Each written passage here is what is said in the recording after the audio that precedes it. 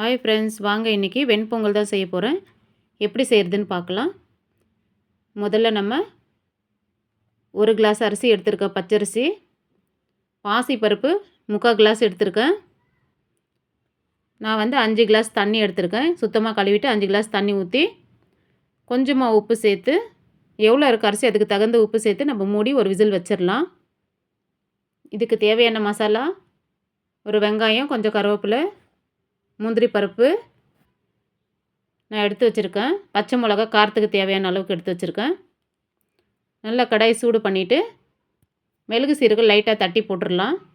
ஒன்றும் அதிகமாக நுணுக்கி போட்டுடலாம். முந்திரி பருப்பு லைட்டாக ஃப்ரை பண்ணி அதில் மிளகு, சீரகம், பச்சை மிளகா, கருவேப்பிலை, வெங்காயம் இத்தனையும் நம்ம நல்லா ஃப்ரை பண்ணிக்கலாம் பொன்னிறமாக. இது நல்லா பொன்னிறமாக ஃப்ரை ஆகட்டும். லைட்டாக கொஞ்சம் உப்பு சேர்த்து நம்ம ஃப்ரை பண்ணிக்கலாம்.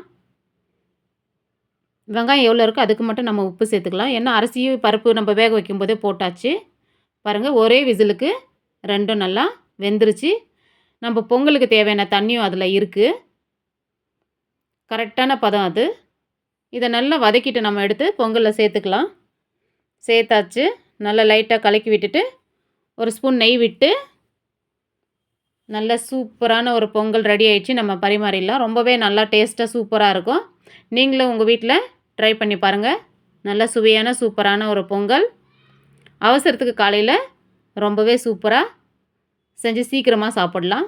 இது கூட தேங்காய் சட்னி, சாம்பார் வச்சு சாப்பிடலாம். பாய்.